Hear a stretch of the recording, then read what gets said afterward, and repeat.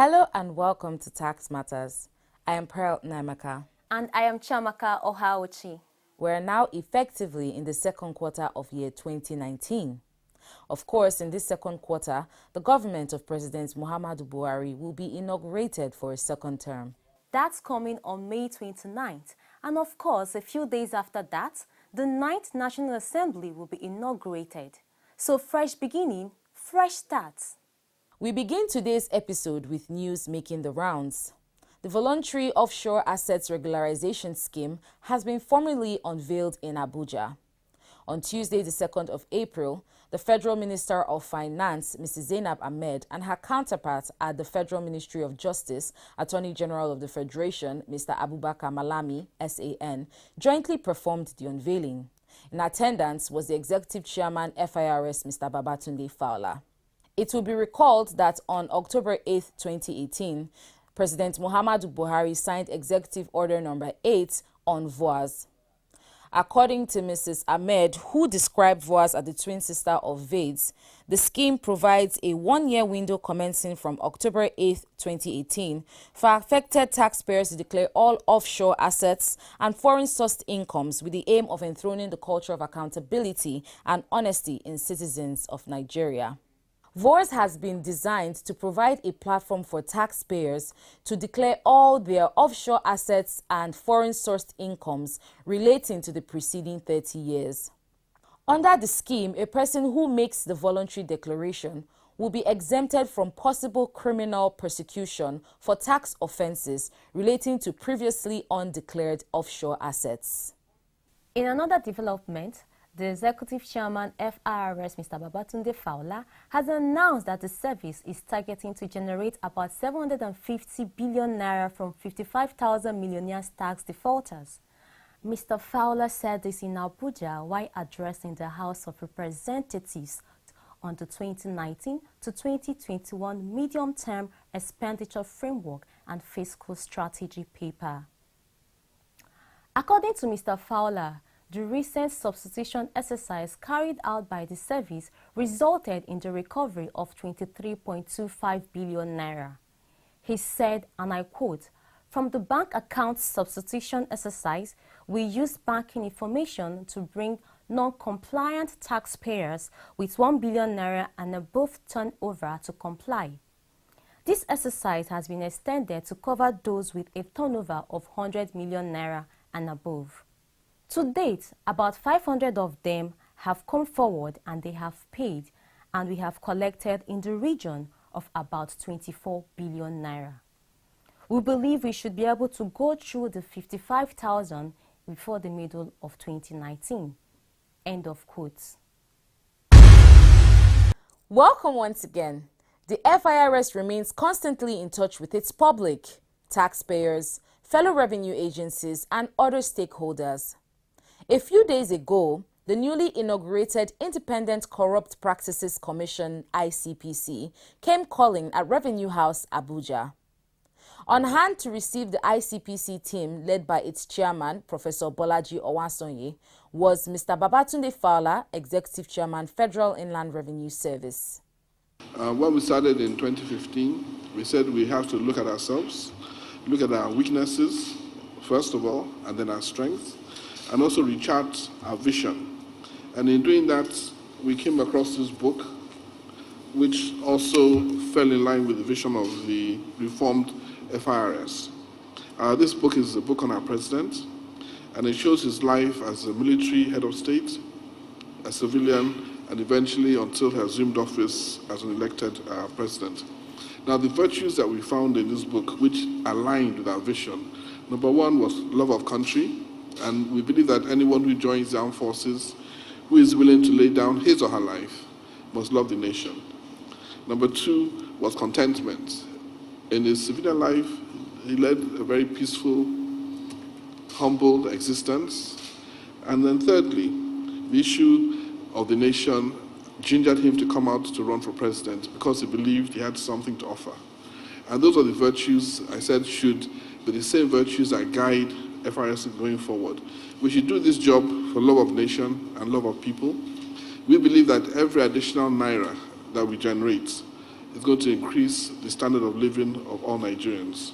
At the same time, we have to be content with what we receive as benefits without looking for any benefit from non-compliant taxpayers or anybody else who may decide to tempt our members of staff.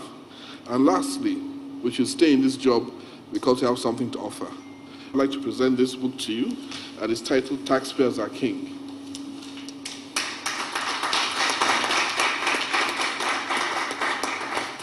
A visibly impressed ICPC chairman had this to say. Just to backtrack a bit and talk about the ICPC, one of the key law enforcement agencies in the country focused on anti-corruption, indeed the very first, established in 2000.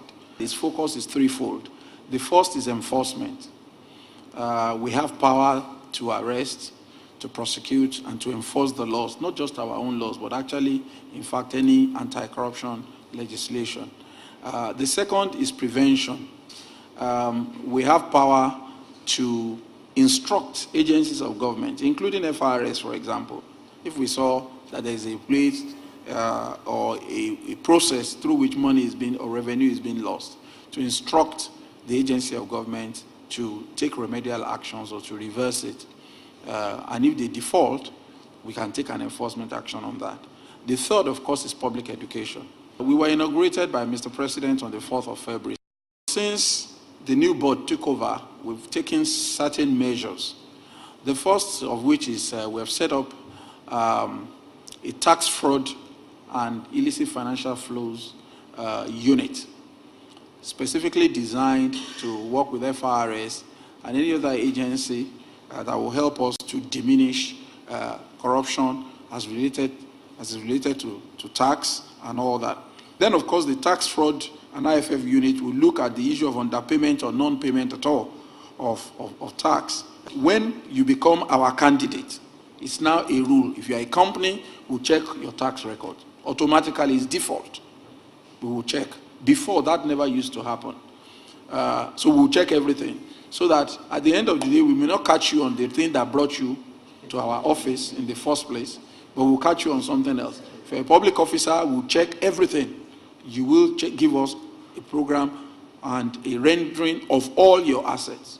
And if they don't add up, and happily, the Supreme Court in the recent decision has said that we can do lifestyle audit. If you have money that you cannot account for, you have to give it up, especially if you've been a public officer. So clearly, we've crossed the Rubicon with regard to some things. It's a new dawn.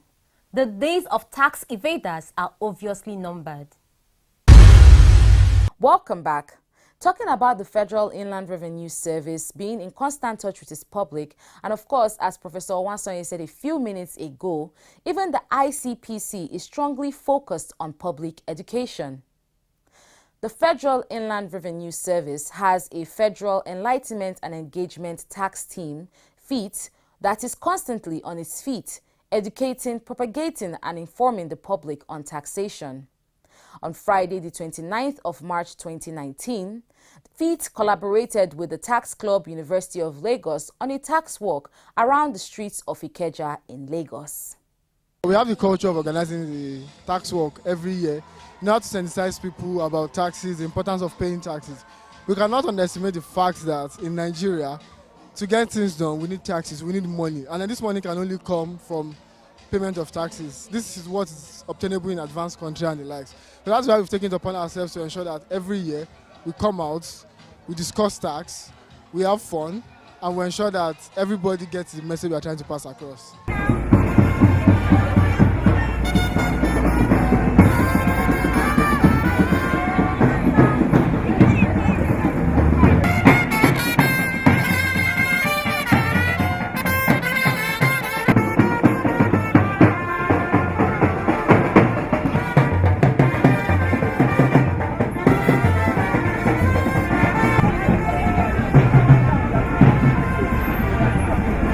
We are here to sensitize the public on the purpose of taxation, the pros in paying your taxation, and the negative parts of not paying your taxes when asked and at when due. You know, we told them about VAT, about company income taxes, about personal income taxes. I've also told them about the penalties, the due dates for remittances, the returns, and the purpose of tax in general in order to have an egalitarian society. This tax work basically is to educate people on the taxes for them to know what to pay and how to pay it. As a matter of fact, we taught some people how to do one or two things concerning their taxes and how to pay it. The ideology of this market just came around, and she promised us they've been paying their taxes, but they've not been complying in the area of VAT, and she will wish for us to have a meeting with them so that they're able to know how to comply regarding the VAT. VAT, Value Added Tax, is a tax paid on all goods and services and remitted by the seller of the goods or provider of the service to government. 5% VAT is added to the total cost of goods and services in Nigeria, and when remitted to government is used for funding development. The VAT you pay will be used by government to develop our transport infrastructure like roads and railway lines, to continually improve our educational sector by building more schools and upgrading existing ones, to provide adequate security and a better quality of life for us all. Pay your VAT. Make your contributions to the development of Nigeria. It pays to pay your tax. This message is from the Federal Inland Revenue Service. Moving on, the leader of the FIT team that spoke a few moments ago expressed the need for more public education on VAT. In recent weeks, the public space has been occupied by a debate as to whether the rate of VAT in Nigeria, which currently stands at 5%, should go up. We have decided to weigh in on the debate, and so our crew went out to sample opinions. But before we bring you those interviews, first, this background report. VAT was introduced in Nigeria in 1993 with the promulgation of the VAT Act No. 102 of 1993. However, implementation of VAT formally took off in January 1994. The adoption of VAT in Nigeria came long after many developing countries had successfully adopted the tax. Such countries include Benin Republic, Cote d'Ivoire, Guinea, Kenya, Madagascar, Mauritius, among others. At introduction in 1993, the rate of VAT in Nigeria was a single rate of 5%, as opposed to some jurisdictions where there are multiple rates. A few years later, some goods were designated as zero-rated goods. There are also VAT-exempt items. VAT is levied on goods and services, but it is collected through suppliers who are expected to add the 5% VAT to their invoices, collect the tax from the buyer, and remit the amount so collected to the VAT authorities. For clarity, it is the buyer who pays the tax, but it is the supplier who collects the tax from the buyer and remits to the VAT collecting authority on a monthly basis. In simple terms, when a product or a service is 5,000 naira, 5% VAT will amount to 250 naira, which makes the cost of the good or service to become 5,250 naira. That is to say, if the rate of VAT is 10%, then the total cost of the good or service would become 5,500 naira. So the question arises, would an increase in the rate of VAT affect the purchasing power of the consumer? Will an increase in the rate of VAT precipitate inflation? Will an increase in the rate of VAT necessarily translate into higher revenue collection for government? There are people who dispute the claim that the rate of VAT in Nigeria is 5%, insisting that the problems encountered in offsetting input VAT against output VAT result in a much higher rate than 5%. There is also the age-long debate on sales tax vis-à-vis VAT.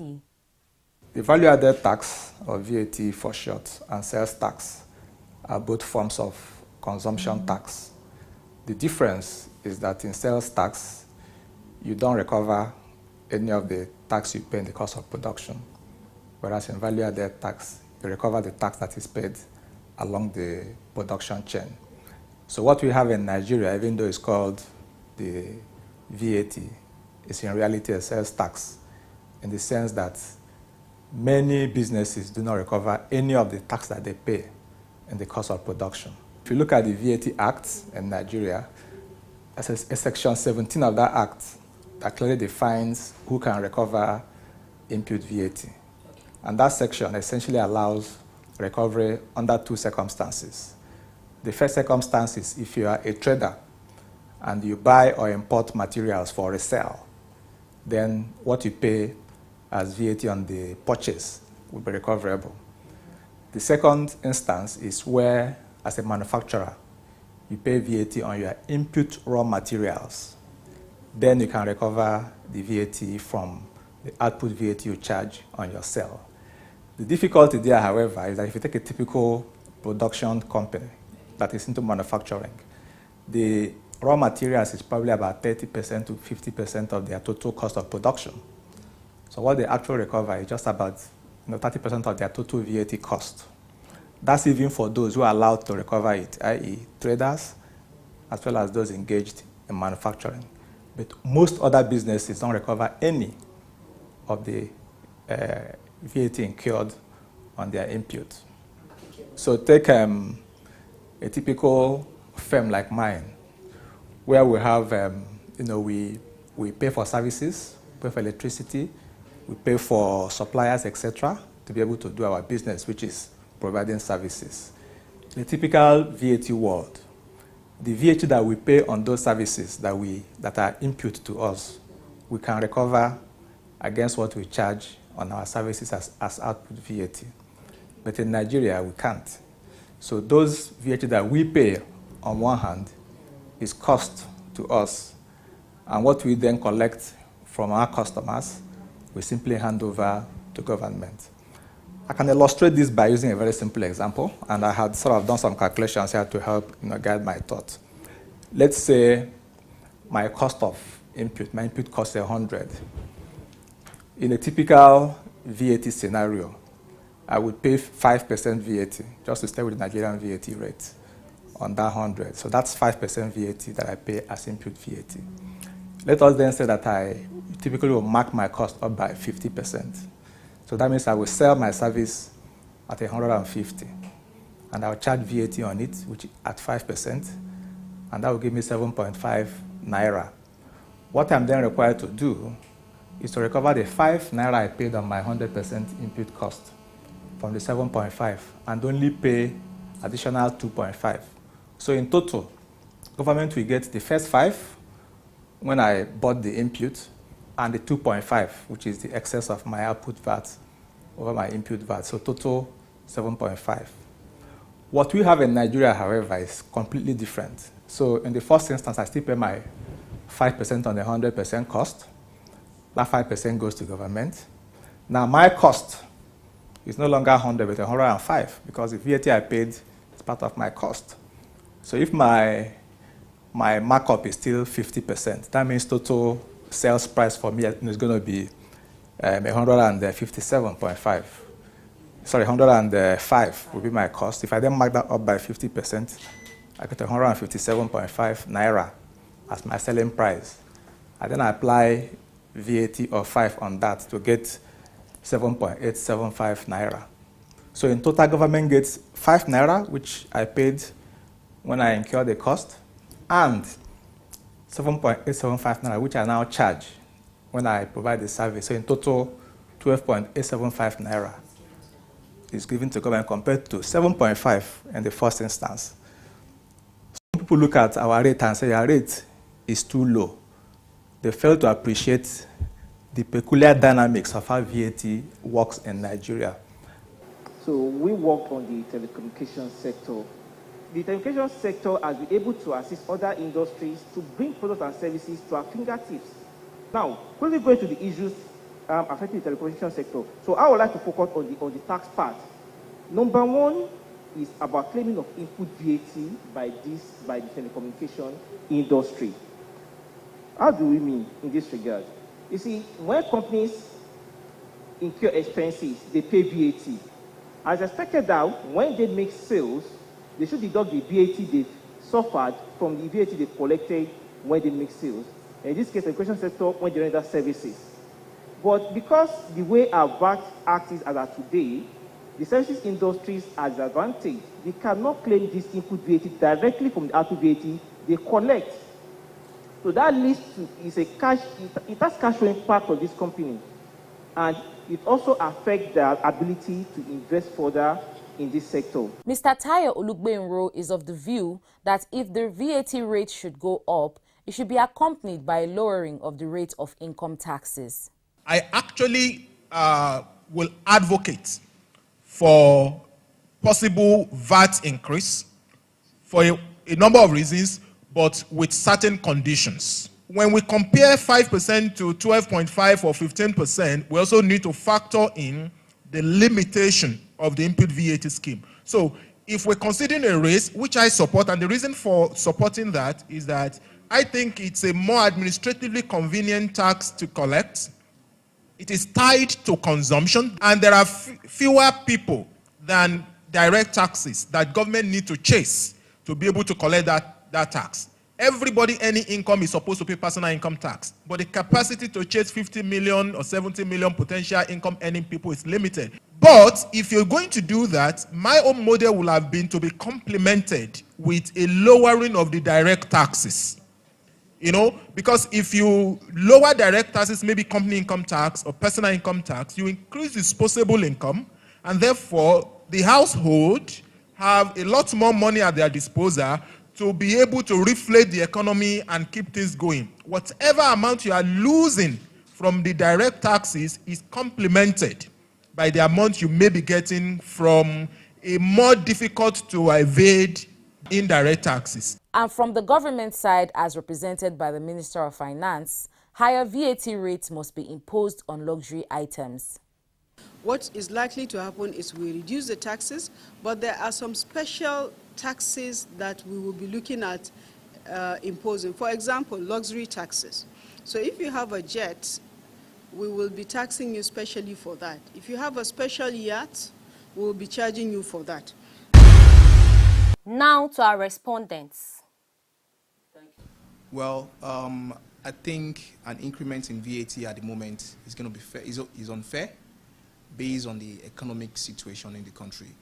So if you don't support an increment, what other source do you think the government can tap into as an alternative?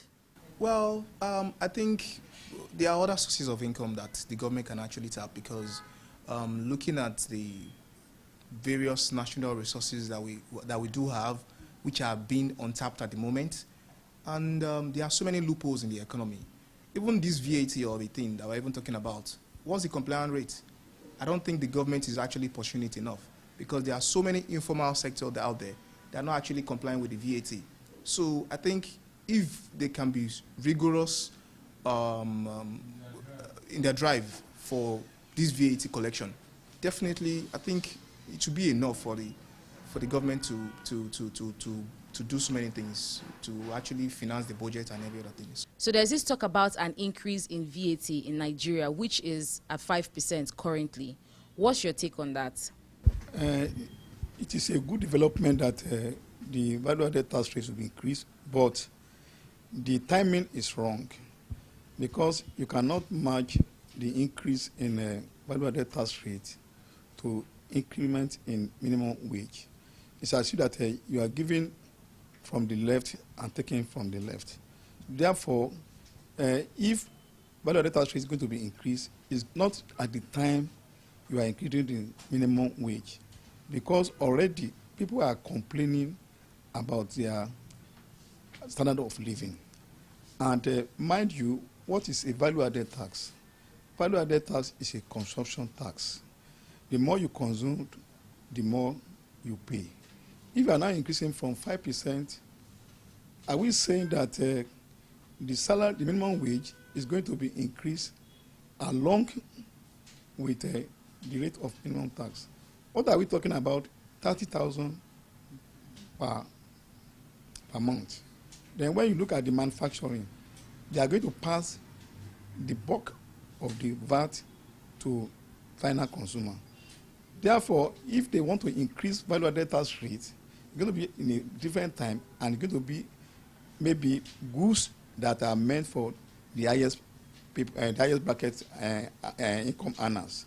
That is, it's going to be a luxury goods, not on the daily needs of people. Because what they should do that is preferable is to increase the tax net, because for now, people are not fully brought into the tax net. They should look at ways and manner to bring other people to the tax net, so that if people are many, then what they are after, and they're running after, because if you look at the tax revenue now, it is those people who have been paying it right from inception that are still complying. We have most people, they are not paying. There you are. What are your own views? You can reach us on Twitter, on Facebook, by email or by text message. You can also call in. Should the rate of VAT in Nigeria be increased from 5%? See you online and offline. Have a great month ahead. See you next week.